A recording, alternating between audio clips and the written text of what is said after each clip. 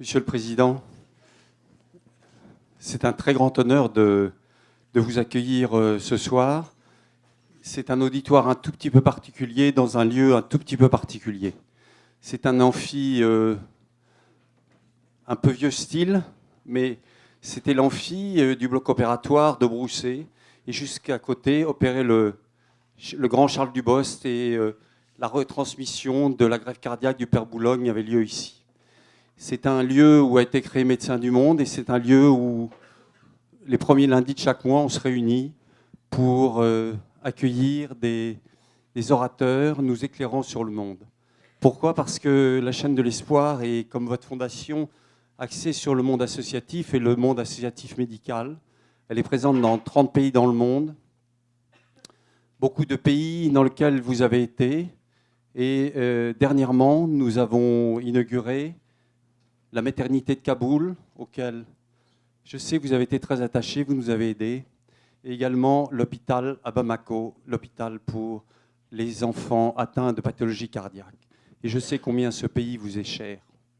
Alors chaque année, nous envoyons plusieurs centaines de médecins, infirmières, chirurgiens, logisticiens à travers le monde.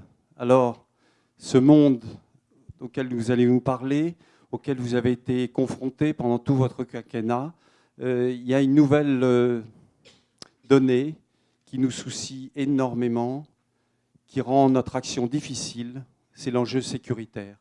L'enjeu sécuritaire pour nos patients, mais également pour l'ensemble des missionnaires. Alors, Monsieur le Président, merci infiniment d'être ici. On vous écoute avec beaucoup d'attention.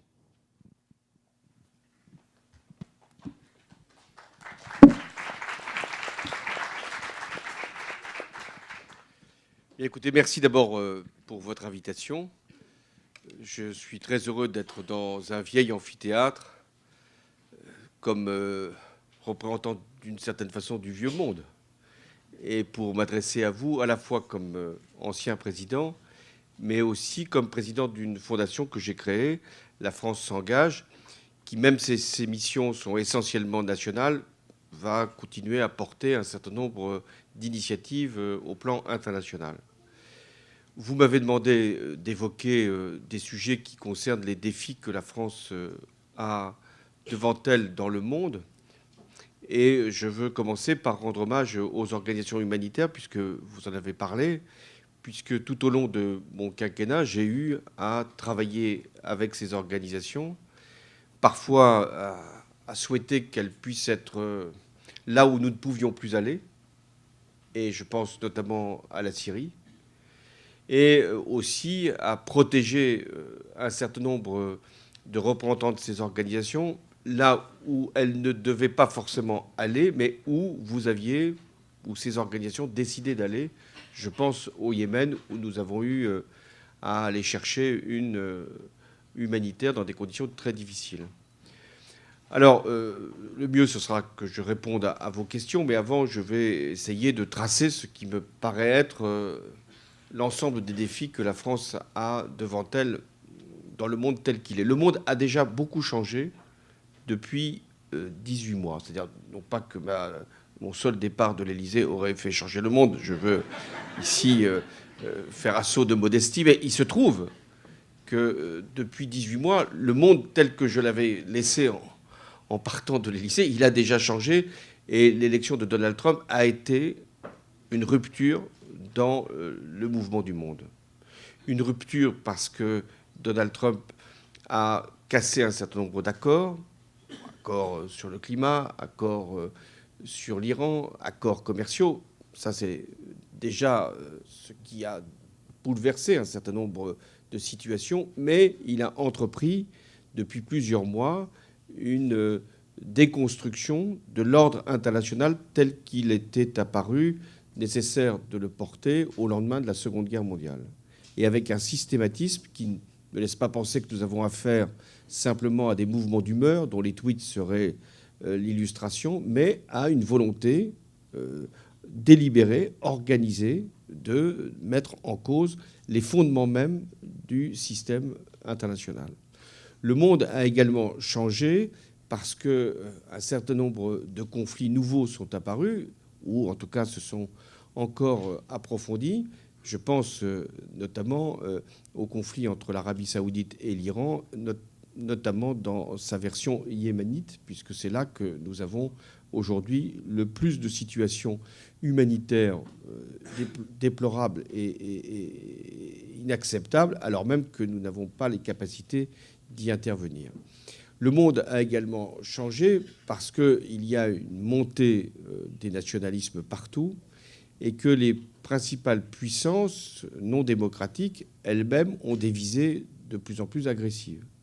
Je pense notamment à la Russie, dont on voit bien que ces derniers mois, elle a continué à peser sur l'Est de l'Europe. On voit ce qui s'est passé en mer d'Azov, et aussi à être, notamment pour la Russie, la clé, avec la Turquie, du règlement de la question syrienne.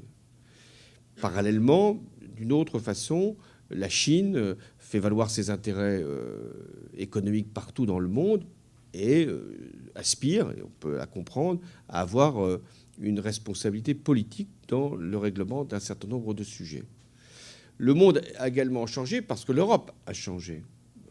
Nous allons donc voir le départ du Royaume-Uni de l'Union européenne, mais au sein même de l'Europe, la poussée des extrémistes, on en a encore eu une illustration en Espagne hier, la poussée des extrémistes fait qu'il y a des gouvernements aujourd'hui dirigés par des nationalistes ou des extrémistes qui ont leur part dans la construction européenne et qui ne veulent pas nécessairement sortir de l'Union européenne, mais peser sur sa marche ou tout simplement l'empêcher. Alors, une fois que j'ai tracé ce contexte d'un monde qui change et qui change rapidement, regardons les principaux défis. Premier défi, c'est que les conflits que j'ai pu connaître durant mon quinquennat ne trouvent toujours pas leur issue. Certains préexistaient même. Lorsque j'ai été élu président de la République en 2012, en Syrie, le conflit durait déjà depuis 1 an. Et il n'est pas achevé, même si ce serait de la pire des façons, c'est-à-dire avec la victoire de Bachar el-Assad. Le conflit continue. Il y a encore quelques jours, il y a eu des armes chimiques qui auraient été utilisées, sans doute pour justifier d'ailleurs l'intervention de l'armée syrienne appuyée par les Russes à Idlib.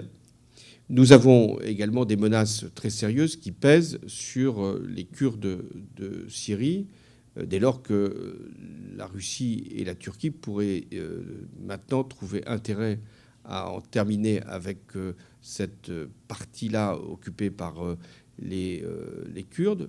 Ils sont d'ailleurs sur une part du territoire chez eux, enfin, c'est chez eux en Syrie.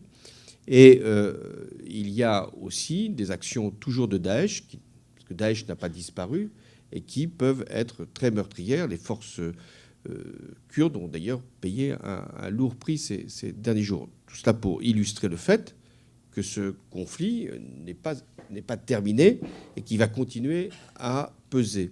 Il est d'autant moins terminé que les lieux où il devait être réglé sont de plus en plus vides, faute d'ailleurs de partenaires. Et donc on va vers un règlement, non pas avec les parties prenantes syriennes, mais on va vers un règlement entre le régime de Bachar el-Assad, la Russie, l'Iran et la Turquie. Et avec une forme de partage de ce que peut être l'avenir de ce pays. Ensuite, j'ai évoqué le conflit au Yémen qui, lui, a pris, c'est vrai, son origine à travers le conflit entre l'Iran et l'Arabie saoudite. Et nous avons là des actes de plus en plus durs à l'égard des populations civiles. Et même si la perspective d'une discussion politique a été ouverte, nous en sommes loin. Et aujourd'hui, on essaye d'évacuer les blessés plutôt que ce qui est déjà pas mal, plutôt que de trouver une solution politique. Mais si je veux regarder plus loin encore, en Irak, puisque vous avez évoqué la situation de ce pays, où il y a des progrès, où on a pu réouvrir l'hôpital à Mossoul, ou également à Bagdad, on a pu penser à un moment qu'on pourrait circuler sans avoir les protections qui jusqu'à présent avaient été établies. On s'aperçoit qu'il y a encore des attentats, des actes terroristes, et que ça reste difficile. En Afghanistan, dont on parle peu, mais en Afghanistan, c'est tous les jours qu'il y a des actes terroristes et que les talibans continuent d'avancer. Si je regarde dans une autre partie du monde, là où j'avais décidé d'intervenir en janvier 2013 au Mali, et je justifie cette intervention, et elle a eu des conséquences plutôt positives, au sens où les terroristes ont été délogés et ont été dispersés. Il n'empêche que des actes de guerre, en réalité, sont commis sur la partie centrale maintenant du Mali, et avec des rivalités tribales qui risquent là aussi de dégénérer. Et une introduction de l'islamisme et du fondamentalisme là où il n'avait jusque-là pas sa place. Au Nigeria, qui avait été marqué, c'était un acte qui avait profondément impressionné les populations, et pas simplement en Afrique, partout dans le monde, l'enlèvement des filles. Nous avons encore aujourd'hui des enlèvements qui se produisent, et Boko Haram continue de porter des attaques terroristes et au nord du Nigeria, mais aussi au Tchad. Et nous avons également au Burkina Faso, même si ce n'est pas nécessairement là Boko Haram, mais au Niger également Boko Haram qui intervient. Deuxième défi que nous avons à relever, le premier, c'est que nous devons en terminer avec des conflits qui n'ont que trop duré. Et le deuxième défi, ce sont les mouvements migratoires qui demeurent, même si leur intensité a diminué. Ces mouvements migratoires sont liés à des conflits en cours, mais finalement sont liés aussi à d'autres causes. Je ne parle pas simplement des causes climatiques ou des causes économiques. Nous avons plusieurs pays qui sont déstabilisés ou qui poussent leur population à fuir. Je pense notamment à l'Érythrée. Vous avez vu que l'Érythrée a ouvert ses frontières avec l'Éthiopie. Bonne nouvelle au sens où il y a la fin d'un contentieux très lourd entre l'Éthiopie et l'Érythrée, mais mauvaise nouvelle au sens où la population a pris la liberté de fuir. Et que nous avons là un gisement, si je puis dire, de courants migratoires pour l'avenir. Nous avons déjà beaucoup d'Érythréens qui sont passés, mais ils seront encore plus nombreux à vouloir quitter cette zone.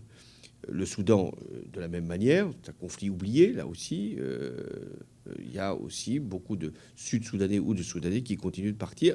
De la même manière, puisque je parlais de l'Afghanistan, nous avons encore beaucoup d'Afghans qui essayent de fuir. Donc, le mouvement migratoire n'a plus cette forme telle que nous l'avons connue en 2015-2016, c'est-à-dire avec une ampleur telle que les décisions ont été prises notamment par Mme Merkel, et que l'Europe a pu tardivement, mais prendre un certain nombre de résolutions. Là, nous avons un mouvement qui est moins intense, mais qui peut être continu, de migration fondée sur la peur de rester dans les pays concernés ou la fuite rendue nécessaire compte tenu de l'insécurité. Le troisième défi, ce sont les tensions qui menacent les principes mêmes de l'organisation du monde. C'est ce que j'évoquais tout à l'heure avec les comportements et les décisions du président américain. Mais nous avons trois phénomènes qui se conjuguent. Le premier, c'est le protectionnisme. Vous avez vu qu'il y a eu une grande nouvelle qui a été annoncée, qui a mis, semble-t-il, les marchés financiers en fait, c'est que la Chine et les États-Unis ont fait une trêve. Comme on dit pour les guerres, ils ont fait une trêve. Donc il n'y aura pas d'augmentation des droits de douane ou il n'y aura pas de conséquences sur le commerce sino-américain. Mais c'est une trêve. Ce qui veut dire d'ailleurs que Donald Trump joue assez bien avec l'opinion publique américaine, puisqu'il montre qu'il souffle le chaud et le froid et qu'il poursuit son objectif de rééquilibrage des équilibres, enfin, du rééquilibrage des excédents commerciaux pour les uns ou des déficits commerciaux pour les autres. Donc nous sommes dans un dans un moment où le protectionnisme va être d'actualité et que tous les accords commerciaux vont être renégociés à cette fin. Le deuxième phénomène, c'est ce que j'évoquais avec le nationalisme, qui indique très clairement que la mondialisation a atteint sans doute son niveau paroxystique et que ces excès, que ces impasses, que l'impuissance à la réguler ont provoqué un retour des peuples vers le cadre national. Ce qui pourrait ne pas être grave. Il est important que les nations jouent leur rôle, mais entre défendre la nation et promouvoir le nationalisme, il y a un écart. Et aujourd'hui, ce sont les nationalistes, non pas les nationalistes pour conquérir, mais les nationalistes pour s'enfermer. C'est ça le nationalisme, j'allais dire, du début du XXIe siècle. Les Hongrois ne demandent pas, enfin le gouvernement hongrois ne demande pas à réunifier les minorités hongroises. Non, ils demandent tout simplement qu'ils puissent adapter les règles hongroises au principe de la priorité hongroise. C'est tout. Les Polonais n'ont pas de volonté de conquérir une partie de l'Ukraine, même si vous avez vu qu'ils sont revenus les vieux contentieux entre la Pologne et l'Ukraine. Mais la Pologne ne veut pas que l'Europe s'immisce dans ses réformes sur la justice. Donc c'est un nationalisme qui finalement se diffuse. Et on l'a vu avec l'Italie, c'est-à-dire laissez-nous tranquilles, même si on va le voir pour les questions financières, il y aura bien des compromis qui seront trouvés. Mais en revanche, pour les questions migratoires, on voit qu'on est devant une forme d'impasse. Le fondamentalisme lui-même, le terrorisme, tel que nous l'avons vécu, hélas très durement ici en France, n'a pas non plus disparu. C'est pas parce qu'il n'y a pas d'attentat que les causes mêmes et les manifestations du terrorisme se sont effacées. Mais il va se diffuser, il se diffuse encore. Il ne faut jamais oublier que ce sont d'abord les pays africains et les pays du Moyen-Orient qui sont les premiers concernés par le terrorisme. Et que ensuite l'Europe, bien sûr, a été frappée, mais que la menace est aussi bien à l'extérieur, même si les commandos qui viennent de l'extérieur sont beaucoup plus faciles à identifier maintenant que Daesh n'occupe plus un territoire. Mais la menace vient aussi d'individus qui peuvent être radicalisés et passer à l'action, ce qui entraîne forcément une peur, une insécurité et une tension dans les sociétés démocratiques. J'en arrive au quatrième défi, qui est la faiblesse des démocraties. Cette faiblesse, elle est double. Elle est extérieure d'abord, c'est-à-dire que face aux puissances que j'évoquais, qui ne sont pas d'inspiration démocratique, les sociétés qui se sont donné ce régime depuis longtemps paraissent plus vulnérables que les autres et ne sont pas capables d'imposer le jeu au niveau international. On s'était beaucoup plaint, et non sans raison, de l'hyperpuissance américaine. La période Obama a été une période plutôt de respect du droit international, des organisations internationales, avec néanmoins une conséquence, c'est-à-dire une forme de retrait des États-Unis de la gestion des grands conflits, dont une illustration a été, par exemple, le refus d'intervenir en Syrie après l'utilisation des armes chimiques. Et avec un argument d'Obama qui méritait d'être entendu, qui était qu'il ne pouvait pas avoir fait campagne pour le retrait de l'Irak et avoir à assumer une intervention en Syrie. Et aussi avec l'espoir d'une négociation pour l'élimination des armes chimiques. Mais nous étions dans une phase où les États-Unis commençaient déjà à réfléchir à une forme de retrait de leur rôle de puissance voulant régler par elle-même ou par ses seuls moyens les grands conflits ou les grands sujets du monde. Donald Trump, à la fois, poursuit et change la nature de ce retrait. Poursuit parce que Donald Trump n'est pas intéressé au règlement des grandes questions. On le voit bien, sur la Syrie, il ne demande pas à être associé directement. Sur l'Afghanistan, il est présent, mais sans davantage de manifestations. Sur l'Afrique, il n'en parle jamais. Donc, il y a une forme de retrait et de discussion bilatérale avec, quand elle est possible, avec les principaux partenaire dans le monde, mais c'est essentiellement sur les questions économiques et commerciales que Donald Trump intervient très peu sur les grandes questions liées au conflit en cours. Mais il en a changé la nature parce que aujourd'hui, il considère qu'il doit soutenir un certain nombre de pays et qu'il a quelques cibles.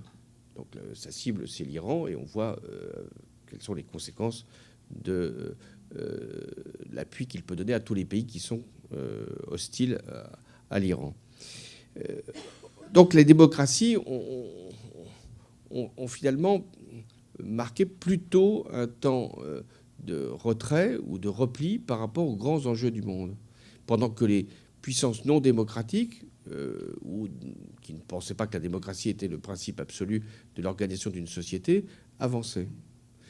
Ensuite, la faiblesse des démocraties, elle est également à l'intérieur. Je ne vais pas faire de référence à ce qui se passe aujourd'hui, mais on voit bien qu'on est dans une crise profonde de représentation et de légitimité. Donc il y a moins de force pour les dirigeants élus démocratiquement à pouvoir justifier d'interventions extérieures ou d'actions au nom du monde.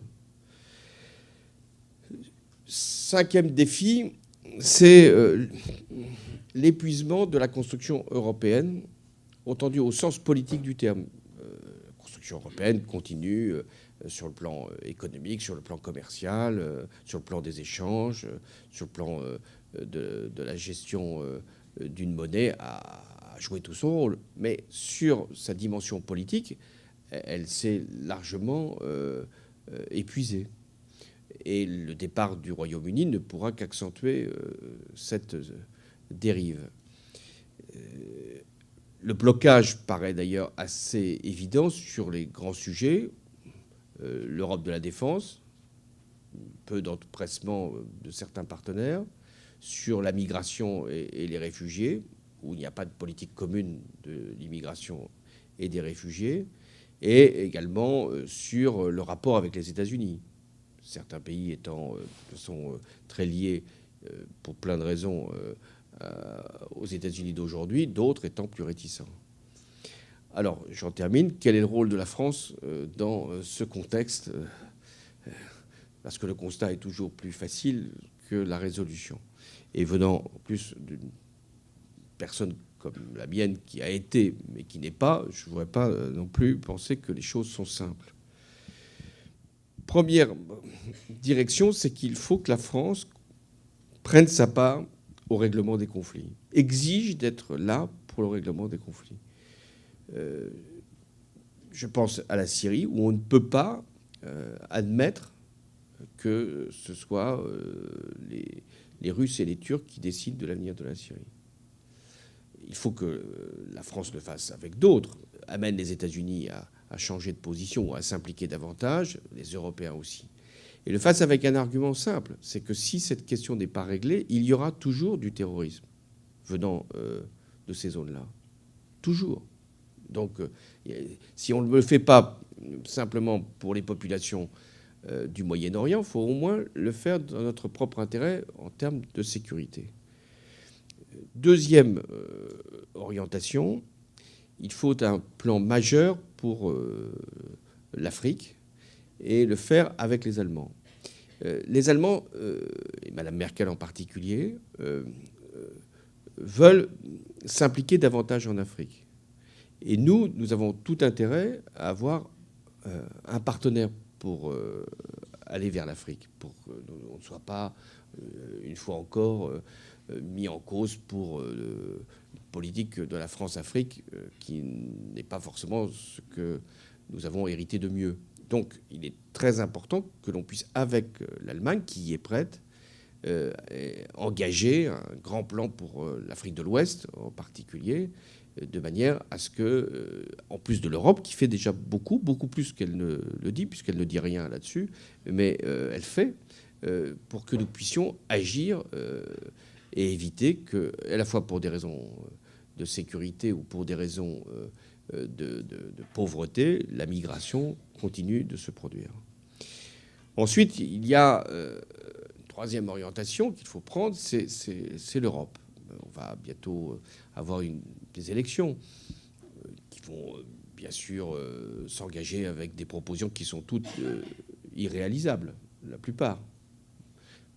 Entre ceux qui voudront que l'Europe devienne plus sociale, alors même qu'il n'y a pas une majorité de gouvernement qui veut le faire, ou d'autres qui veulent que l'Europe se replie, alors que l'Europe n'a pas vocation à se replier, elle a vocation à rester un continent ouvert. Bon.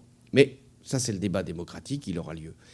Mais au-delà du résultat des élections, on voit bien que le risque, c'est que l'Europe ne puisse plus avancer, à 27 en tout cas.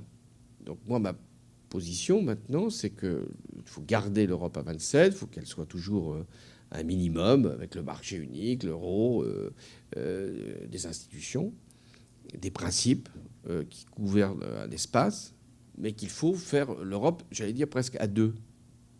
Pas à 27, mais à deux. La France et l'Allemagne étant le noyau qui doit agir pour aller beaucoup plus loin sur la lutte contre le réchauffement climatique, dont je n'ai pas parlé, mais qui est quand même une grande dimension qu'il faut traiter, puisque en ce moment c'est la COP24.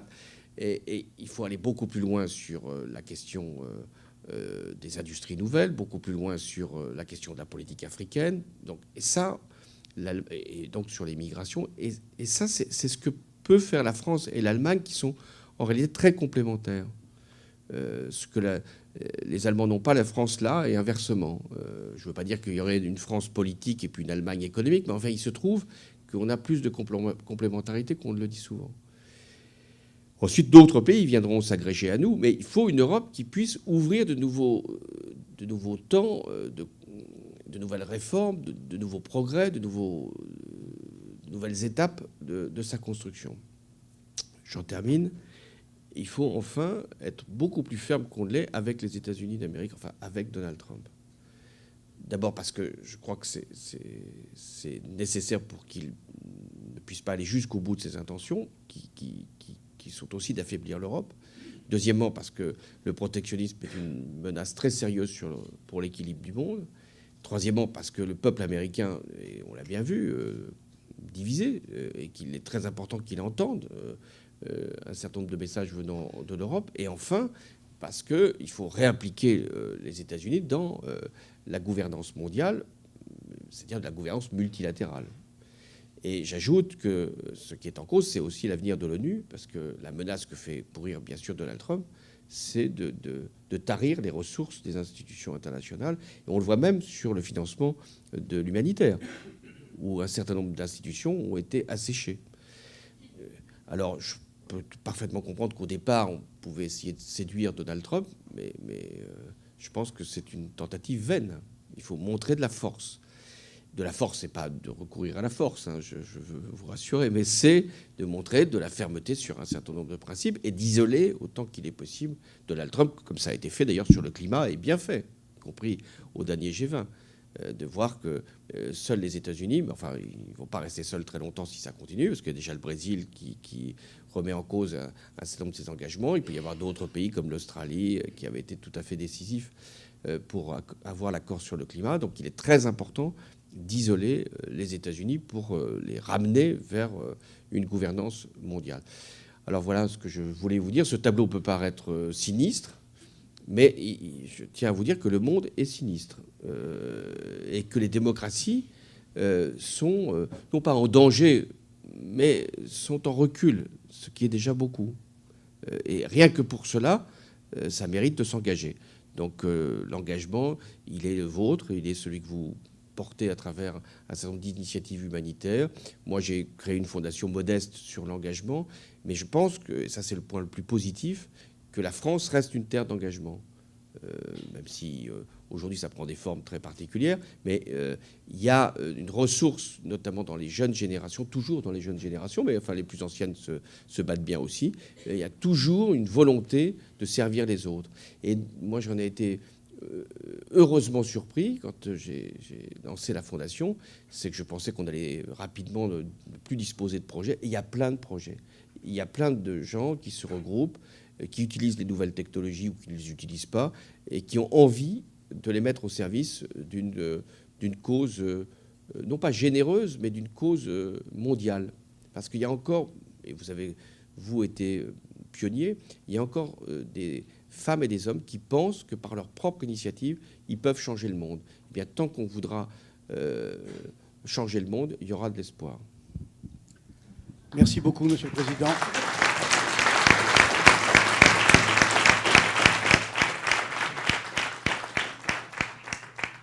Si vous le permettez, quelques questions à propos de votre livre. Il y a une phrase que j'ai trouvée assez terrible.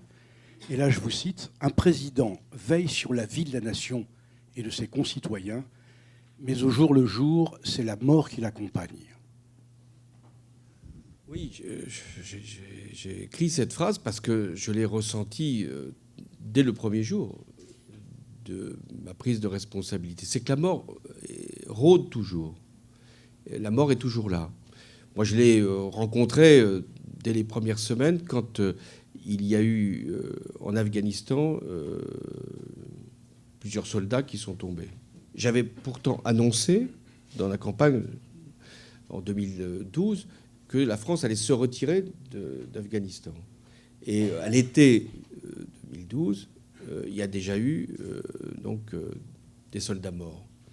Puis ensuite, je n'ai cessé de la côtoyer, la mort, à la fois par les décisions que j'ai prises au Mali, ou pour le Mali, ou pour nous, parce qu'en fait, c'était la même chose. Lorsqu'on décide de faire intervenir les armées, je n'avais pas fait la promesse de faire intervenir les armées. Quand on dit qu'il faut respecter vos engagements, oui, mais enfin, on peut dire non, je n'avais pas inscrit ça dans le programme, je ne le fais pas. Quand j'ai décidé, et le président doit décider seul à ce moment-là, et s'il en réfère au Parlement, ce qui serait quand même pour beaucoup une nécessité, c'est déjà trop tard. Et s'il veut associer ses partenaires européens, ce qui est d'un point de vue de l'Union européenne nécessaire, c'est un temps qui, à ce moment-là, est perdu et qui peut laisser les terroristes envahir Bamako. Donc, quand j'ai pris cette décision, je me suis bien sûr rendu compte que ça allait avoir des conséquences sur les terroristes qu'on allait pourchasser, mais aussi sur nos propres soldats. Et puis, je ne vous parle pas des attentats où la mort a été là et où il faut consoler les vivants. Et ce qui est, et vous l'avez vécu vous aussi, ce qui est quand même le plus émouvant, c'est que les vivants sont dignes. Qu'il est très rare que des familles de personnes tuées dans l'exercice de leurs fonctions ou tuées dans un attentat, c'est très rare que les familles aient la vindicte. Il y a une grande dignité des Français, puisque nous sommes en France, mais enfin, je pense que c'est vrai ailleurs, mais il y a une grande dignité des victimes. Et ça, c'est aussi ce qui rend fort. Parce que quand vous avez, je m'en souviens, un policier qui avait été égorgé chez lui, vous vous souvenez de cette, avec sa femme, devant son enfant. Le père de ce policier, médecin, voilà, qui dit « Je ne crie pas vengeance.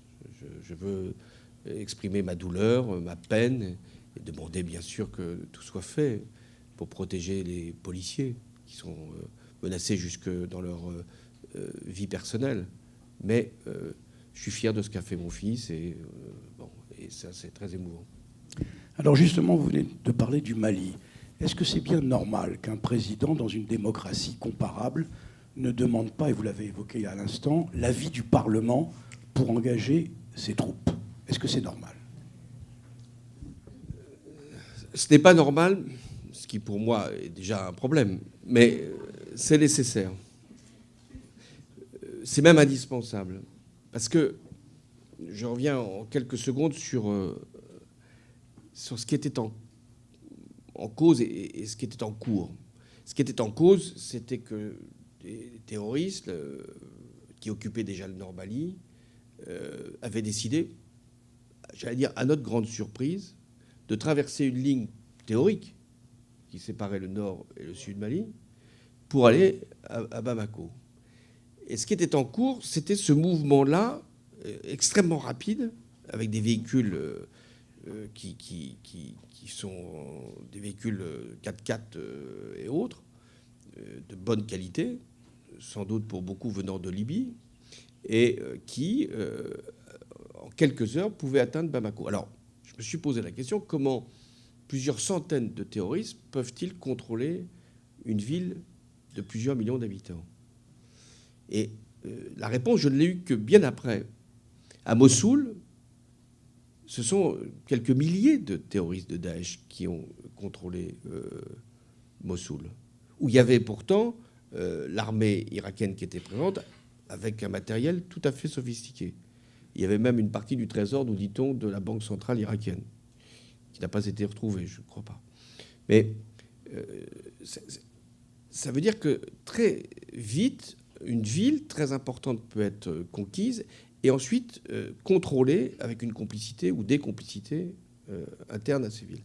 Et donc, pour Bamako, le président malien me dit « Mais c'est pas demain qu'il faut intervenir, si vous décidez d'intervenir. C'est dès cet après-midi. » Et si, il n'a pas posé la question, parce qu'il m'a pas dit vous allez consulter ou pas consulter le Parlement. Il n'était pas gardien de la Constitution française. Mais si j'avais moi-même dit écoutez, oui, je consens, je vais consulter le Parlement. Je ne doute pas d'ailleurs de la décision que m'aurait donnée l'Assemblée nationale. Mais il va s'écouler 3 jours. 3 jours, c'était fini. Lorsqu'il s'est produit la question d'une intervention possible en Syrie à la suite des armes chimiques utilisées par le régime, le gouvernement Cameron, qui était favorable à l'intervention, a consulté la Chambre des communes. Ils ont dit non. Et ça a eu des conséquences parce que Barack Obama a utilisé cet argument. C'était bien légitime. Il a dit mais moi aussi je vais être amené à consulter le Congrès. Il n'y était pas obligé. Alors s'est posé la question, puisque là il y avait un peu plus de temps pour la riposte, il n'y avait rien de pressé. Certains m'ont demandé, de tout parti, de dire non mais si vous devez intervenir, si la France doit intervenir, il faut que le Parlement soit saisi préalablement. Et moi je ne l'aurais pas voulu, parce que non pas parce qu'il y avait un risque que le Parlement dise non, mais parce que c'eût été un précédent qui aurait empêché mon successeur ou mes successeurs de prendre une décision dans un délai très court, puisqu'on aurait dit chaque fois qu'il y a une intervention, il faut qu'il y ait une approbation du Parlement. Alors je vais rassurer quand même les tenants de la démocratie qui sont ici, le Parlement est de toute façon associé après, heureusement. Monsieur le Président, toujours à propos du Mali, vous l'avez dit à plusieurs reprises et vous l'avez dit dans votre livre, que lorsque vous étiez en janvier 2013 au nord du Mali, ça a été un des moments les plus forts de votre vie politique. Est-ce que vous pouvez nous expliquer pourquoi ? Oui, moi je ne connaissais pas le Mali. Je connaissais l'histoire du Mali. Et quand je me suis rendu donc sur les zones libérées, donc à Tombouctou d'abord, il y avait des milliers de personnes qui étaient là. Beaucoup de femmes qui avaient sans doute souffert de l'occupation par les groupes terroristes. Et il y avait une liesse considérable. En termes de sécurité, c'était très imprudent d'aller vers cette foule, parce qu'une personne aurait très bien pu avoir une bombe sur elle. Mais j'avais considéré qu'on pouvait prendre ce risque. Mais c'était très émouvant. Et puis ensuite, je suis allé à Bamako, où même rituel, il y avait énormément de monde sur une place. Je me souviens d'une dame qui était habillée du drapeau français et qui m'avait serré contre elle et m'avait dit toute la reconnaissance qu'elle avait à l'égard de la France. Et tout au long de ce déplacement, je n'entendais que parler de la France, la France, la France. Merci la France, merci la France. Et je me suis à ce moment-là rappelé que nous avions une dette à l'égard du Mali, comme à l'égard du Sénégal, à l'égard de ce qu'on appelle les travailleurs sénégalais, ou les tirailleurs sénégalais. Travailleurs aussi, on a une dette, mais tirailleurs qui étaient venus durant la Première Guerre mondiale, puis ensuite la Seconde.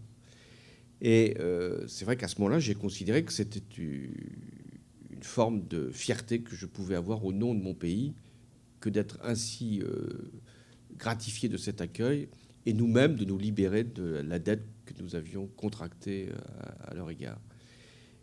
Mais aujourd'hui, je dirais que je ne suis pas complètement Satisfait. Je ne suis pas satisfait, puisque j'imaginais qu'au bout de 2-3 ans, nous aurions rétabli la sécurité, que nous aurions réglé le problème de l'extrême nord Mali, Kidal, etc., pour ceux qui connaissent cette région, que nous pourrions avoir un accord qui permette à toutes les parties prenantes, je ne parle pas des terroristes, mais qui étaient les autonomistes ou les indépendantistes, de se retrouver dans une forme d'union nationale.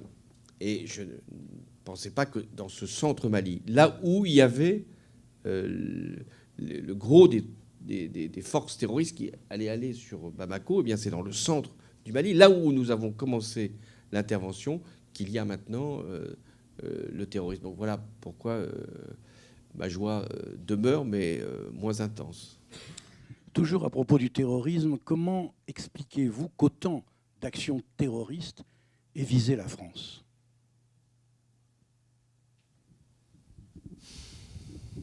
Je pense que, d'abord,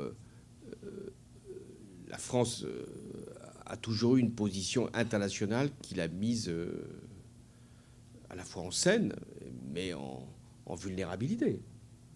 Et ça fait partie de notre rôle. Quand je dis que la France doit s'engager, oui, elle doit s'engager, mais elle en paye souvent le prix. Rappelez-vous, si on veut remonter à loin, les attentats de Drakkar au Liban. Donc la France étant présente dans un certain nombre de situations de conflit, cherchant à les régler, elle encourt forcément des représailles de la part de terroristes qui ne veulent pas qu'il puisse y avoir une issue. Ensuite, quelle est ma responsabilité ? Je me suis posé cette question, qui est une question grave. Quelle est ma responsabilité ? Est-ce que le fait que j'ai décidé de l'intervention au Mali ou de pourchasser Daesh en Irak d'abord, d'empêcher que Daesh conquiert, après Mossoul, le Kurdistan irakien, est-ce que c'était ces interventions qui avaient donné des arguments aux terroristes ? Sur les premiers actes terroristes de l'année 2015, je pense que c'était d'autres causes. On s'attaquait à Charlie et à l'hypercacher. Mais sur le 13 novembre, j'ai revu des otages qui étaient pris dans le Bataclan. Et donc les deux terroristes qui étaient encore en vie leur ont dit « Mais vous savez, nous sommes là pour punir la France ». Et je raconte, je crois, dans le livre, mais ai-je tout dit ? Donc il y avait une vingtaine de personnes qui étaient retenues en otage dans un étage du Bataclan. Et un des deux terroristes dit, mais aux 20 otages, qui a voté François Hollande parmi vous ? Je pense que certains l'avaient fait, hein. Mais ils avaient raison de ne rien dire.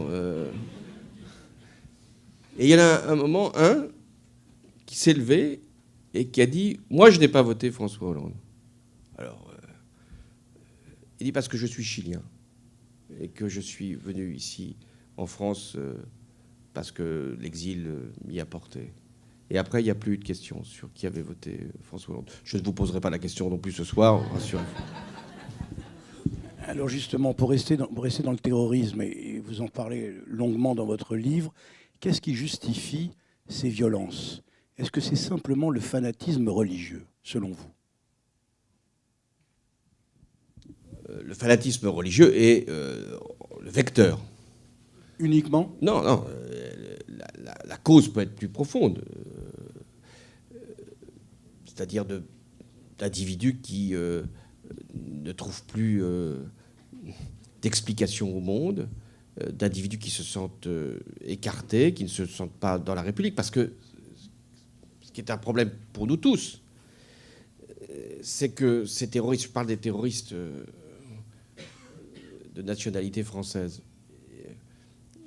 éduqués en France. Je raconte toujours cette histoire. Les frères Kouachi, donc ceux qui ont commis les attentats contre Charlie Hebdo, qui ont tué donc la rédaction de Charlie Hebdo. Ces deux frères Kouachi, donc qui étaient des orphelins, enfin des enfants abandonnés, avaient été recueillis dans un centre que je connais en Corrèze. dans une petite ville qui s'appelle Trégnac. Je connais ce centre. Les éducateurs sont formidables. Ces deux frères Kouachi avaient été bien accompagnés, bien encadrés. L'un était promis à une belle carrière sportive dans le football. Et puis, à un moment, il quitte l'établissement parce qu'un vieil oncle dit qu'il veut les reprendre.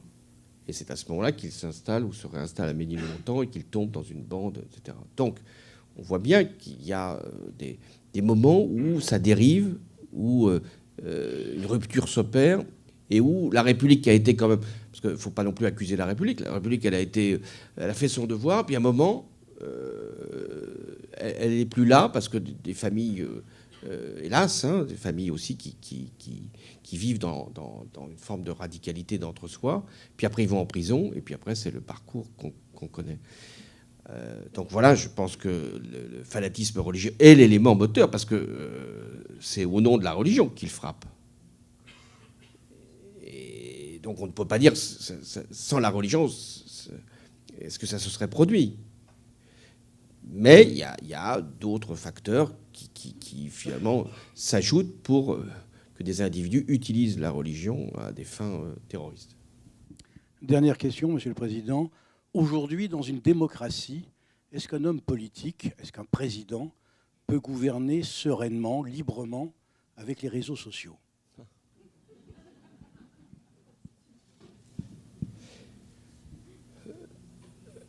Sereinement, je ne crois pas. Librement, oui.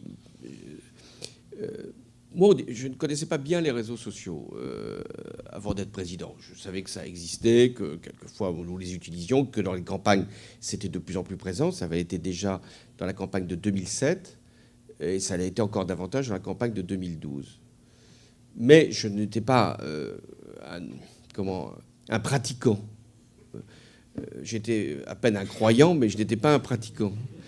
Et je savais que ça avait un rôle, que ça avait un impact, mais je n'étais pas tous les jours. Et arrivant à l'Élysée, j'ai trouvé que j'étais attaqué, pas simplement dans les réseaux sociaux d'ailleurs, mais enfin, qu'il y avait quelque chose qui se passait. Et j'ai vu, j'ai consulté ce torrent d'injures, de haine.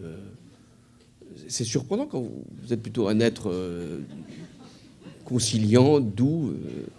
Je n'ose pas dire normal, mais c'est vrai. Je trouvais que c'était quand même très, très dur, très rude, très, très, très totalitaire. Bon. Alors, moi, j'ai pris un parti de ne pas les regarder, de ne plus les regarder. Mais on peut ne plus les regarder, mais ça existe quand même. Bon. Et puis, il y a la fausse information, la rumeur qui se diffuse. Et vous n'y pouvez rien sur la rumeur. Après, vous pouvez dire, mais je ne l'ai pas vraiment dit, la séquence est coupée, elle est reproduite, et vous devenez sujet de dérision, de moquerie, de dénonciation, de détestation. Bon. Alors, ça, c'est pour l'aspect personnel. Mais au-delà de l'aspect personnel, les mouvements sociaux sont considérablement changés par les réseaux sociaux.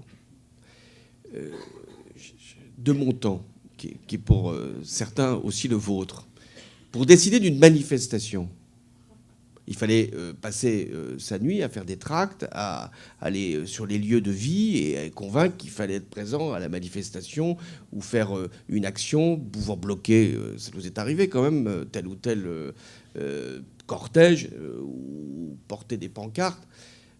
Ça, c'était le militantisme. Mais aujourd'hui, pour décider d'une action, il suffit de convoquer par les réseaux sociaux. Alors, quand il y a eu les printemps arabes, on a dit c'est formidable, les réseaux sociaux, c'est extraordinaire. Parce que finalement, un incident très grave en Tunisie, un adolescent qui s'immole, et immédiatement, ça crée une révolution. Bon. Mais on voit aussi les formes que peuvent prendre les réseaux sociaux. De pétitions qui sont signées tout de suite par 1 million ou 2 millions de personnes. Mais ce n'est pas parce qu'une pétition est signée par 1 million ou 2 millions de personnes sur les réseaux sociaux que ça fait 1 million ou 2 millions de personnes dans la rue. Mais il peut y avoir aussi dans la rue du monde grâce aux réseaux sociaux. Donc ça crée une vulnérabilité pour les gouvernements, quels qu'ils soient. parce qu'il peut y avoir des actions sans mobiliser beaucoup de monde, mais qui, grâce aux réseaux sociaux, peuvent avoir un impact considérable. Alors comment faire? On ne peut pas interdire les réseaux sociaux. On ne peut pas les contrôler en disant, voilà, ça c'est une bonne information, ça c'est une bonne... J'ai vu qu'il y avait une proposition de loi qui courait en ce moment. C'est très difficile. Qui va faire cette police? Puis il est trop tard. Une fois que l'information ou la fausse information a couru, comment la rattraper? Elle vous a déjà échappé. C'est pour ça que les démocraties ont forcément des points de faiblesse. En Chine, la question des réseaux sociaux a été réglée. En Russie, je pense que ceux qui font un certain nombre d'écarts dans les réseaux sociaux sont surveillés, pour ne pas dire davantage. Mais le seul qui ait compris le caractère subversif des réseaux sociaux et qui les a utilisés à son bénéfice, c'est Donald Trump. Voilà comment il a pu inverser. Lui fait des fausses informations, lui crée de l'information, lui suscite le débat. Donc tout le monde a souri en disant c'est le président des tweets. Oui, mais enfin, il fait un tweet le matin, un tweet le midi, un tweet le soir, un tweet la nuit. Bon, c'est pas simplement une addiction, c'est qu'il va former l'information. Et nous qui sommes comme très, très informés, qui écoutons la radio, ben, on s'aperçoit que dans la hiérarchie de l'information, il a installé les États-Unis et lui au premier rang. C'est lui qui imprime. Et la presse, elle court. Je voyais une dernière enquête aux États-Unis. Comment les Américains s'informent? 7% par la presse. Donc, ça veut dire tout le reste par réseaux sociaux, télévision, etc. Et même la presse écrite ou la presse audiovisuelle, avant on disait la presse parlée, mais enfin ben, c'est fini. Donc la presse audiovisuelle, elle est très impressionnée par les réseaux sociaux. Quand ça buzz, on dit mais si ça buzz, il faut suivre. C'est qu'il y a une information nouvelle. Et aujourd'hui, en plus avec les portables, tout propos, le mien encore ce soir, peut être porté sur les réseaux sociaux sans qu'on ait décidé de quelque publicité que ce soit. C'est comme ça. Donc voilà, je pense que ça crée... je n'ai pas la solution, mais ça crée une vulnérabilité des démocraties.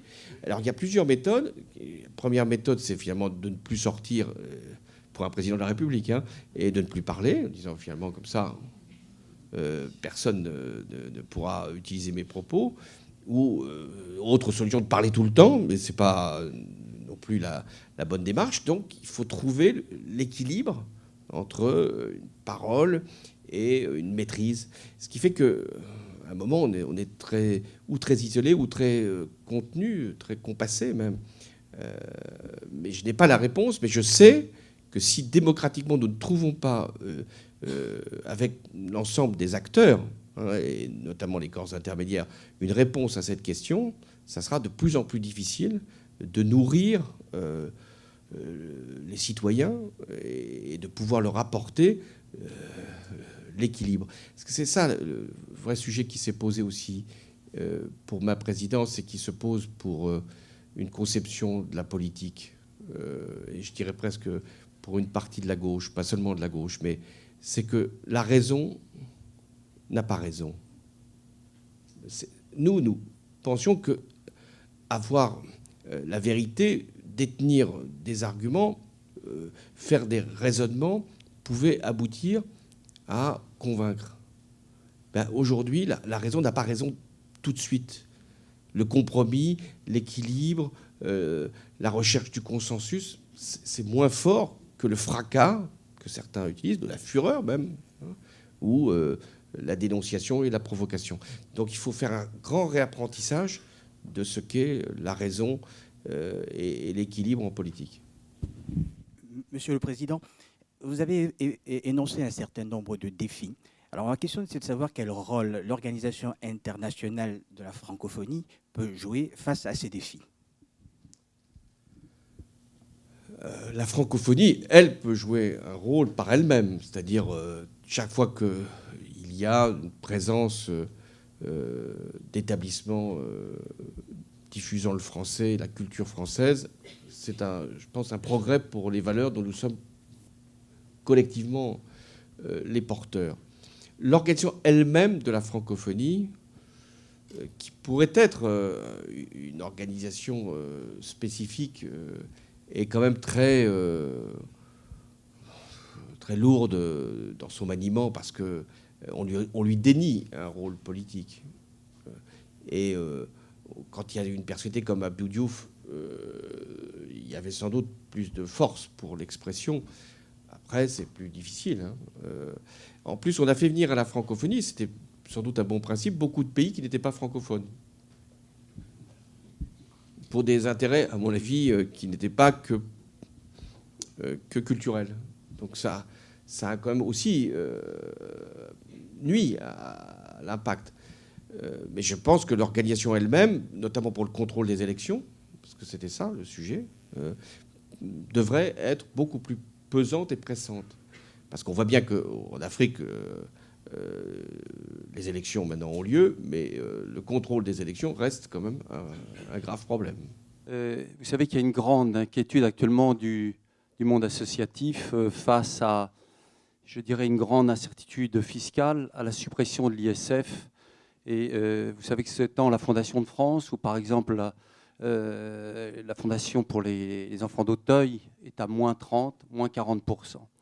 Et donc l'ensemble de cette inquiétude actuelle impacte terriblement le monde associatif. Et on avait toujours parlé du ruissellement. Et ne pensez-vous pas que ce ruissellement qui n'arrive pas du haut vers le bas, est-ce que la philanthropie et favoriser cette philanthropie ne serait pas une forme de ruissellement face à un vrai problème du monde associatif actuellement?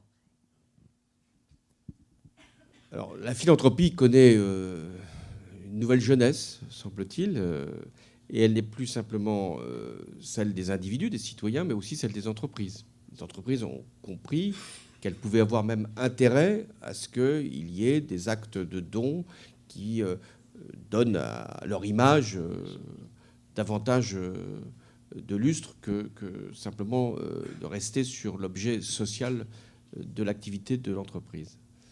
Donc on voit, moi je l'ai constaté aussi, une réimplication des grandes entreprises dans un certain nombre de missions d'intérêt général à travers les fondations. Avec un risque, c'est que chaque grande entreprise fasse sa fondation, avec un objectif spécifique, souvent lié à l'objet social. Et à ce moment-là, ce n'est plus un don pour des activités d'intérêt général qui sont à libre disposition des fondations ou des grandes associations qui les gèrent, mais tout simplement un prolongement de l'activité de l'entreprise. Les citoyens eux-mêmes sont très sollicités. Et maintenant, avec des formules venues des États-Unis. Alors, ce matin, pour ma fondation, une personne est venue me présenter une nouvelle méthode qui est une forme, je ne parle pas de la loterie de Stéphane Bern, mais ça y ressemble un peu. Donc c'est de dire, voyez, vous allez verser 2 ou 3 euros et vous allez tirer au sort et vous pourrez rencontrer des personnes célèbres. Donc on me dit, vous, la fondation, vous allez choisir des personnes célèbres de votre entourage, j'imagine, ou des gens que je connais, et vous mettez ça sur votre site, et vous dites, voilà, si vous versez 2 euros chaque mois, vous allez tirer au sort, et vous pourrez passer un dîner ou un déjeuner avec une personne célèbre. Bon. Je me dis, là, on est quand même devant autre chose. C'est-à-dire que c'est plus un acte de philanthropie lié à une activité, c'est simplement la chance de pouvoir rencontrer une personne célèbre. Moi, je suis prêt, d'ailleurs, pour 2 euros par mois, à rencontrer qui voudra me rencontrer. D'ailleurs, ce que je le fais à 0 euros par jour. Donc, mais on voit bien, parce que la recherche de fonds devient l'objectif principal. Qu'est-ce qu'on... Je reproche à ce qui s'est fait, au-delà du caractère injuste de la suppression de l'ISF, c'est que, étant privés de cette ressource, tous les acteurs associatifs sont obsédés comment faire pour trouver de l'argent. Et on passe un temps considérable à monter des dossiers pour trouver de l'argent. Alors, est-ce qu'il faut rétablir l'ISF pour créer ce nouvel avantage fiscal? Si ça ne tenait qu'à moi, oui, mais pas simplement pour l'avantage fiscal. Il faut recréer des systèmes d'imposition où il est possible, effectivement, d'avoir un avantage fiscal.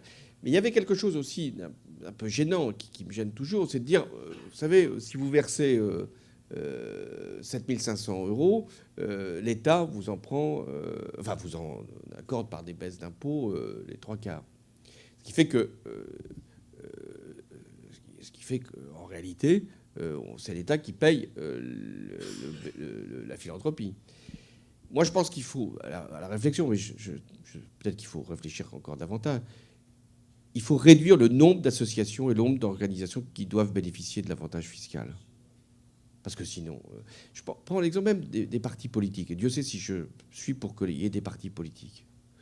Mais est-ce que c'est bien légitime que ce soit lié à un avantage fiscal? Non.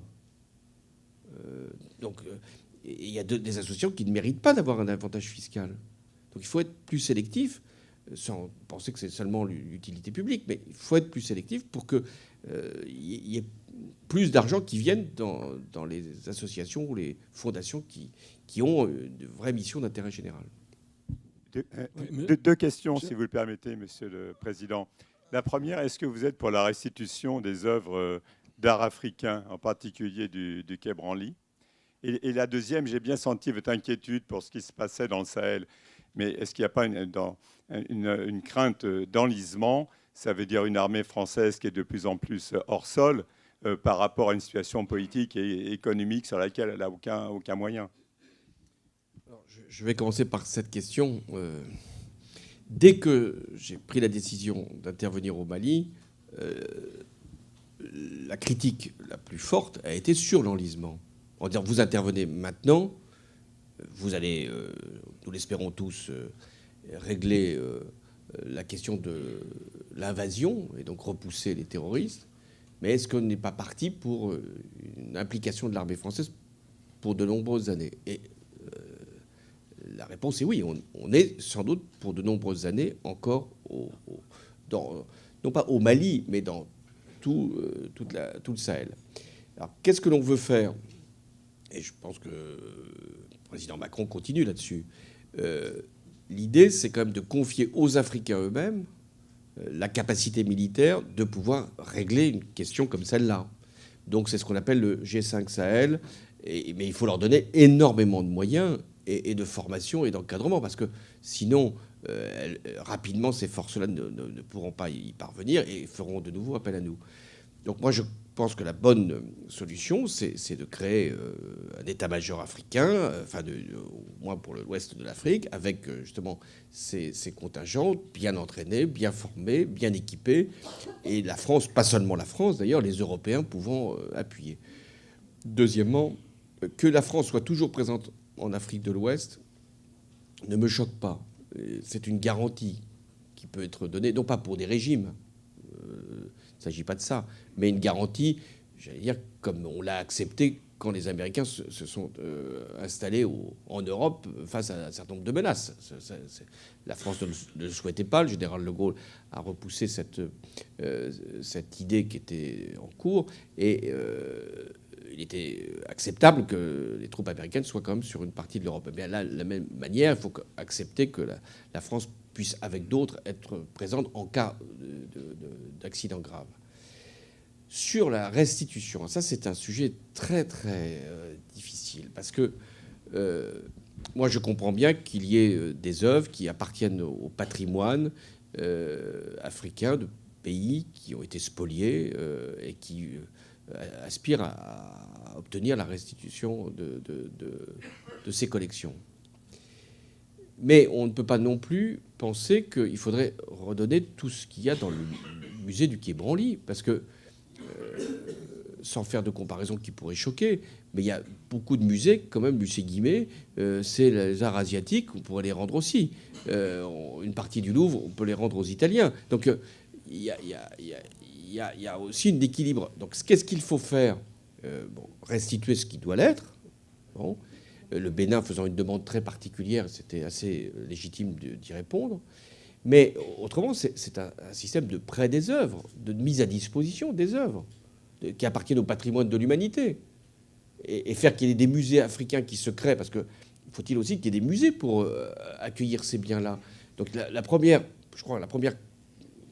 réponse, qui n'est pas une condition, c'est qu'on aide les Africains à avoir des musées qui puissent être visités avec une conservation des œuvres, avec une présentation. Je pense que ça serait un beau projet qui, à ce moment-là, permettrait de faire des expositions itinérantes ou voir des collections permanentes. Voilà ma réponse sur ce sujet. Monsieur le Président, chers camarades et chers brillants anciens élèves, il y a ici beaucoup de médecins. Je leur rappelle que vous étiez dispensé de service militaire. Rappelez-vous, j'ai raconté votre histoire à Cotonou. Et que vous avez eu un grand courage pour le faire comme officier du génie. Donc vous vous intéressiez à la stratégie, à la défense très jeune. Et aujourd'hui, je vais même annoncer, rappelez-vous, l'opération Serval 2 heures avant qu'elle ne commence. Est-ce que si vraiment les problèmes de sécurité devenaient plus graves, si les problèmes de terrorisme, les problèmes d'insécurité, les problèmes stratégiques allaient dans le sens mauvais, dangereux pour notre pays, est-ce que vous seriez prêt à reprendre des responsabilités importantes? Et j'allais dire, est-ce que vous seriez prêt à redevenir chef des armées?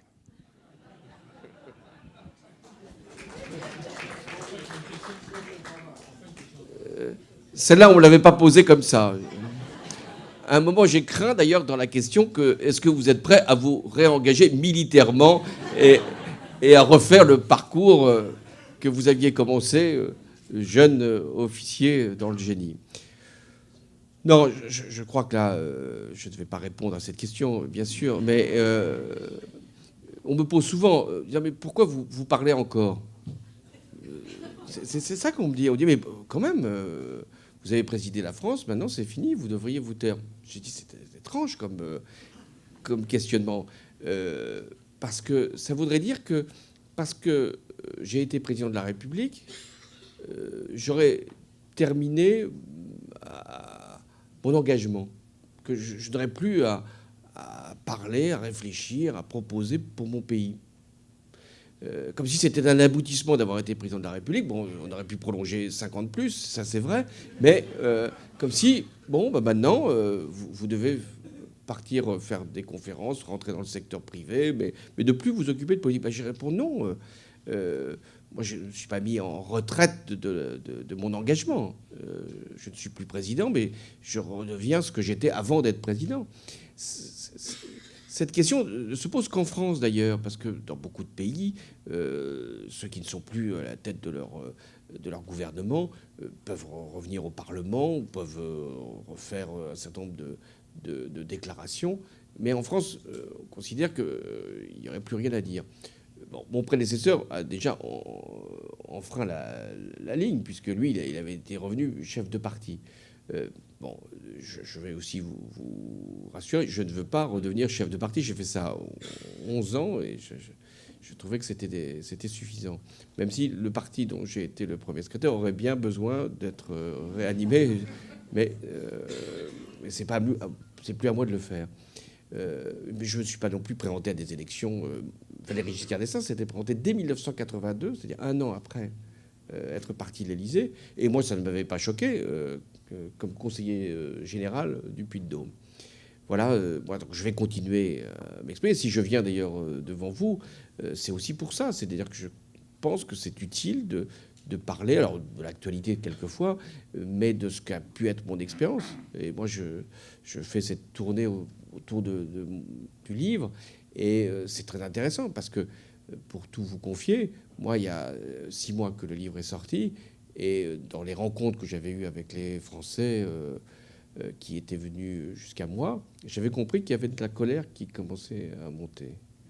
Et ça, c'est ce dont j'avais été privé le plus comme président. C'est-à-dire que on parlait des réseaux sociaux, on entend pas une colère, on entend du bruit et de la haine.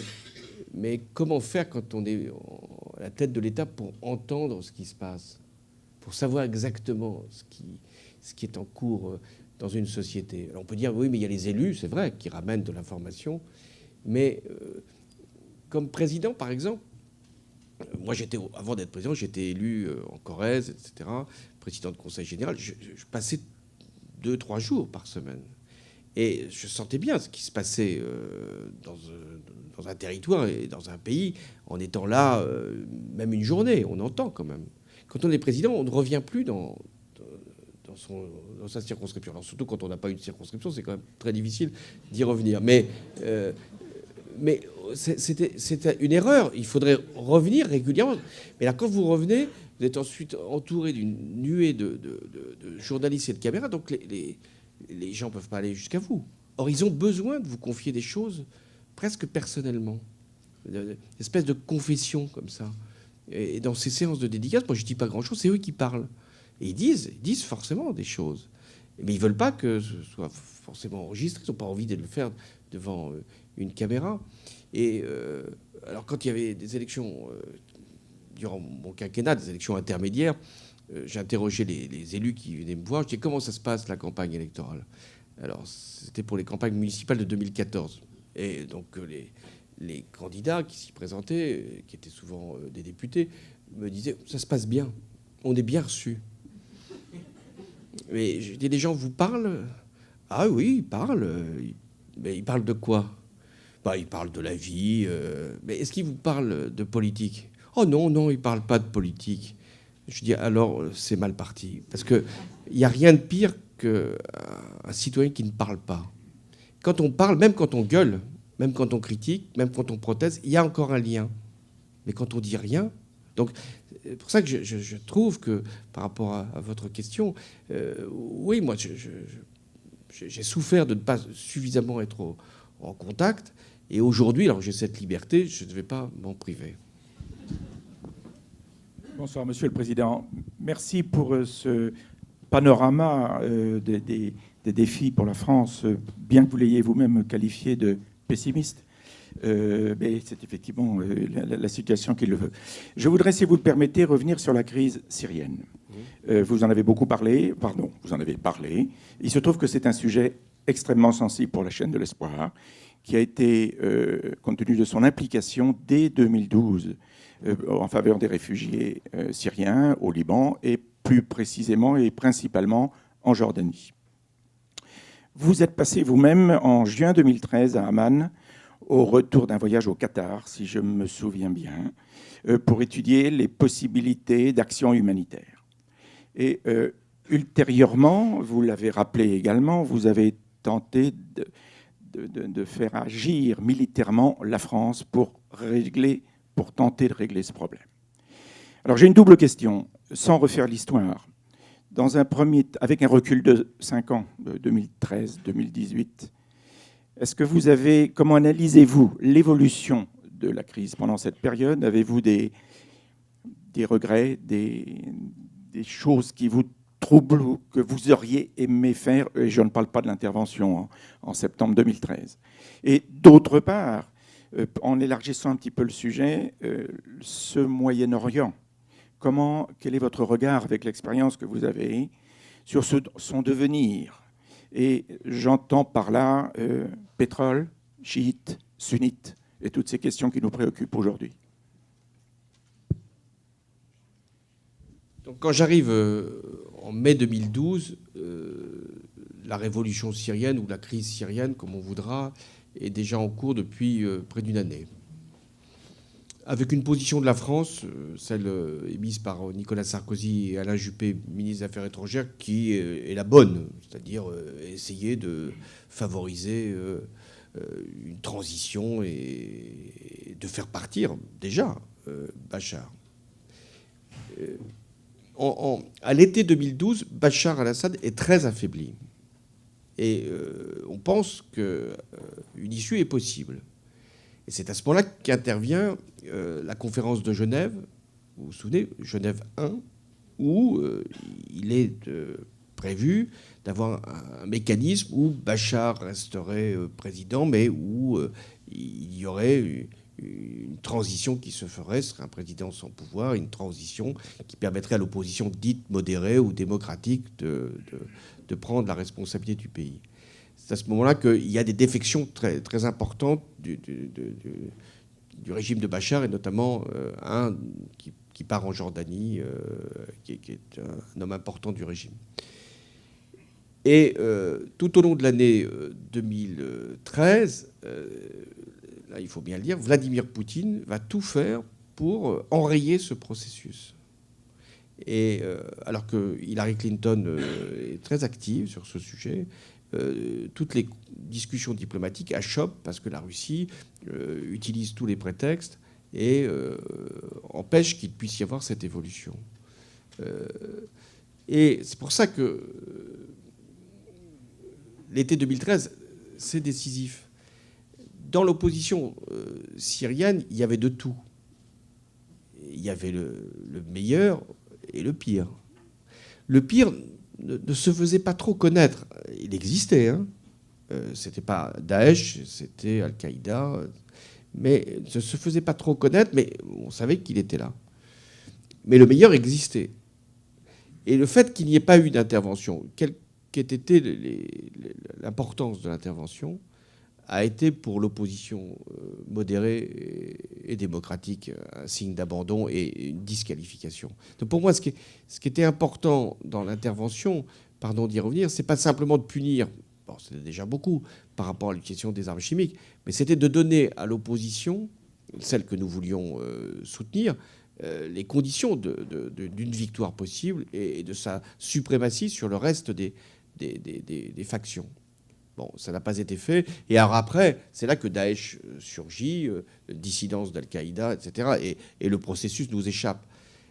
Mais retenez bien la méthode de Poutine, parce que il intervient toujours de la même manière. Regardez sur l'Ukraine, il a eu une phrase là, ces derniers jours en disant les dirigeants actuels de l'Ukraine, qui ne sont pas sans défaut, hein, ne créent pas les conditions pour qu'il puisse y avoir la paix.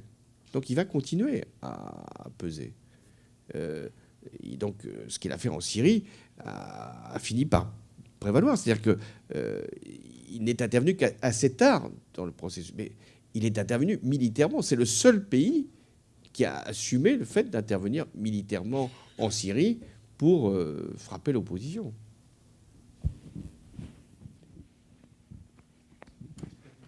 Dernière question. Bonsoir, Monsieur le Président. Nathalie Tomasini, avocat. J'aurais 2 questions à vous poser. Le thème de votre intervention ce soir était donc la France face aux défis du monde. Que pensez-vous de la place de la femme en termes de droits ? Est-ce un défi du monde ? Est-ce que la place de la femme française en termes de droits est un modèle vis-à-vis du monde ?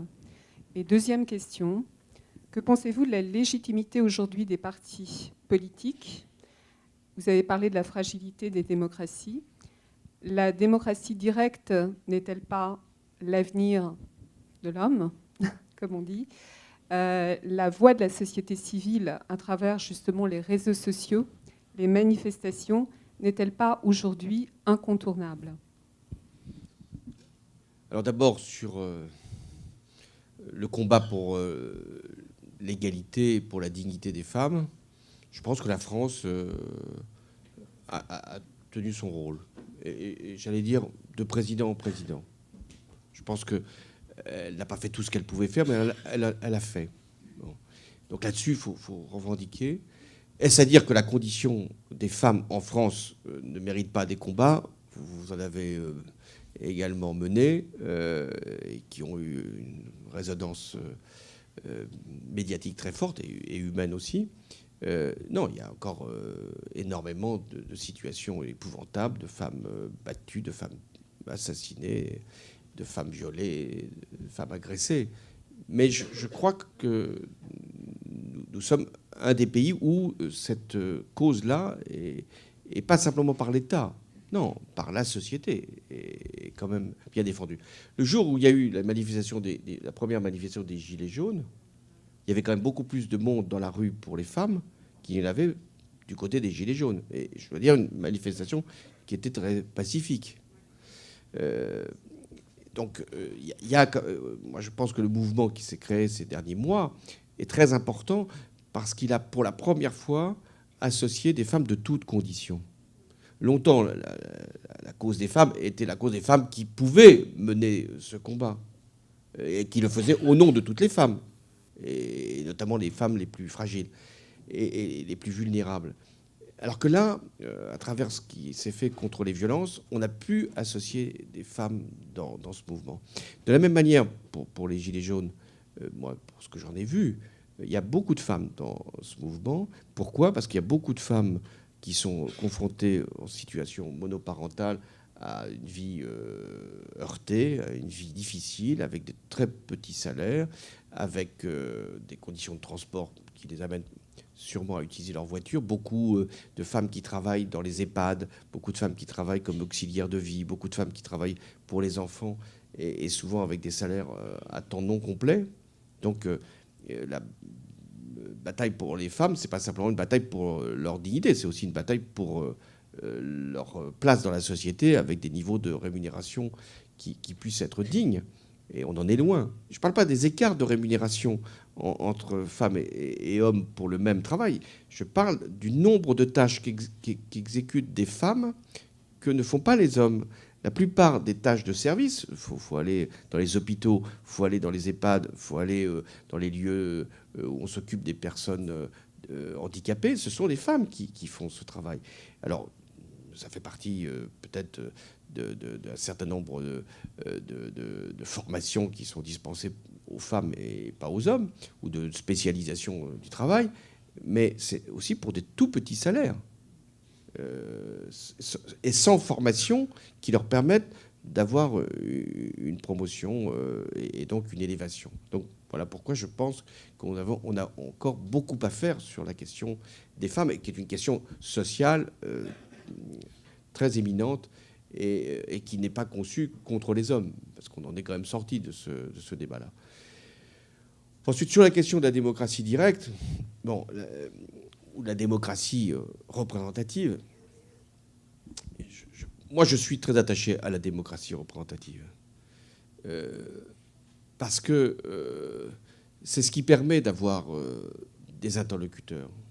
Alors après, il faut bien les choisir, d'avoir des délégués, de ceux qui font le travail. Les élus ne sont pas tous des personnes qui cherchent à avoir un mandat pour avoir un privilège. La vie d'élu est une vie de service, c'est une vie de dévouement pour la plupart. Et s'il n'y a pas cette volonté de servir les autres, comment régler un certain nombre de difficultés qui se posent dans la société ? Mais je suis conscient qu'il y a une coupure qui s'est opérée. C'est-à-dire que, toujours dans les rencontres que j'ai pu avoir avec ce qu'on appelle les Gilets jaunes, ils me disaient, oui, vous, bien sûr, ils me disaient d'abord, on ne pensait jamais dans notre vie rencontrer un ancien président, ou même un président. Bon, donc ça prouve une forme de respect.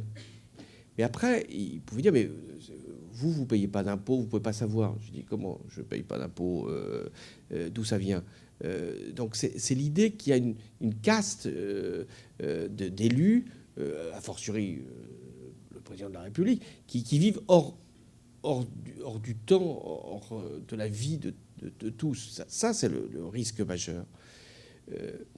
Mais si on allait vers une démocratie directe, ce que certains prônent, c'est une vieille revendication, aussi vieille que la Révolution française. C'est le mandat impératif. C'est-à-dire, vous rendez compte de ce que vous avez fait, vous n'avez rien fait dehors. Ou la démocratie directe, en termes de consultation, de référendum. J'entendais un chef de parti qui disait qu'il faut faire un référendum sur la transition écologique, les mesures. C'est bizarre, il n'a pas fait une demande de référendum sur le rétablissement de l'ISF, parce que là, il aurait un résultat aussi. Donc, on ne peut pas faire des référendums sur tout. Et par expérience, même si là je peux vous choquer, je pense qu'un référendum, sauf si c'est un sujet institutionnel qui justifie que le peuple se prononce, ça divise considérablement les Français. Moi, le pire souvenir de ma vie politique, on a parlé du meilleur, le pire souvenir, c'est le référendum sur l'Europe en 2005, où on on a séparé le peuple français entre les anti-européens, qui n'étaient pas d'ailleurs tous anti-européens, et les pro-européens, qui n'étaient pas tous des pro-européens BA, etc. Et après, on ne s'en sort pas quand on a fait cette division. Donc je suis très, très réticent sur ce type de référendum. Mais je suis conscient qu'il y a un défaut de participation, de consultation et de citoyenneté. Il n'y a pas assez de débat. Ce n'est pas possible que des gens revêtent un gilet tout simplement pour être ensemble et pour parler. Donc il y a un besoin à la fois de participation sur de grands projets, mais aussi d'alimenter le débat. Mais on me dit par les réseaux sociaux, c'est une possibilité, et les réseaux sociaux peuvent y contribuer. Mais non, il faut de l'humain. C'est ça qui compte, c'est l'humain. Quand on met les personnes ensemble, elles ne réagissent pas comme derrière un ordinateur. Même dans cette histoire de gilets jaunes, qu'est-ce qui les tient ? C'est d'être ensemble, c'est d'être avec d'autres. L'humain, c'est ce qui fonde la politique. Et parfois, quand je fais mes séances de dédicaces, là, il y a plusieurs dizaines de personnes qui attendent. Je leur dis, vous avez dû vous embêter pour attendre d'avoir une signature sur un livre. Mais ils ne disent, pas du tout. Finalement, on pensait venir pour vous, mais en fait, on est venu pour nous parce qu'on a parlé avec les autres, on a débattu avec les autres, on a échangé avec les autres. Donc, je crois beaucoup au fait que notre démocratie s'est déshumanisée. Parce que précisément, elle a été déléguée. On a dit, bon, bah, débrouillez-vous, faites-le. Vous voulez diminuer le chômage ? Allez-y. Vous voulez dégager ? Dégageons. Donc, on se décharge sur ceux qui sont au pouvoir. Alors qu'il faut que ceux qui sont au pouvoir s'enrichissent de la participation et du caractère humain du citoyen. Donc, réseaux sociaux, d'accord, mais à condition que ce soit des réseaux humains. Parce qu'à force, on peut se poser la question. Ben, merci beaucoup pour votre invitation.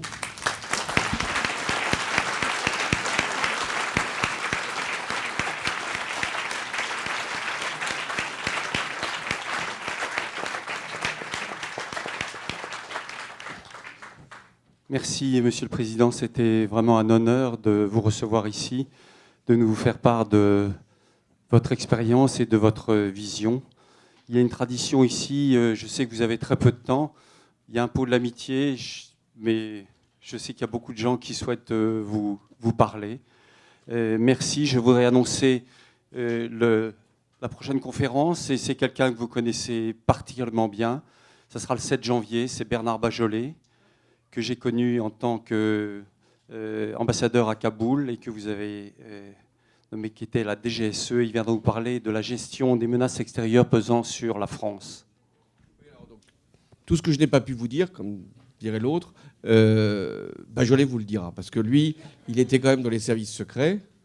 Donc il y a toujours un fantasme sur qu'est-ce que savent les services. Donc moi-même, je n'en savais rien, donc il vous dira ce qu'il sait. Donc Bajolet, je l'ai connu quand j'étais jeune stagiaire de l'ENA, et nous étions en Algérie. Et c'était en 1978. J'ai passé 8 mois en Algérie, et lui, il restait plusieurs années. Et puis, donc j'avais assisté à toutes les discussions au sein de la chancellerie. Et c'était un rapport très difficile entre la France et l'Algérie, entre à l'époque le président Giscard d'Estaing et le président Boumedienne. Et puis je quitte l'Algérie, j'arrive en France, je lis le journal, et on apprend la maladie de Boumedienne. J'appelle Bajolet, je lui dis, mais pendant tous ces mois, est-ce que tu savais, toi, que le président Boumedienne était malade ? Il me dit, nous n'en savions rien. Ça m'a rassuré sur le niveau de mon information, mais inquiété quand même sur le niveau des services. Et ensuite, Bajolet est allé dans tous les postes les plus difficiles. Il est allé en Syrie, il est allé en Irak au moment de l'enlèvement de Florence Aubenas. Il est allé ensuite en Afghanistan, et il est allé même au Kosovo. Donc vraiment, c'est le partenaire idéal. Et c'était le directeur des services secrets, je pense, idéal. Il a d'ailleurs participé, je crois, sans qu'il me l'ait dit, au Bureau des légendes, mais comme scénariste.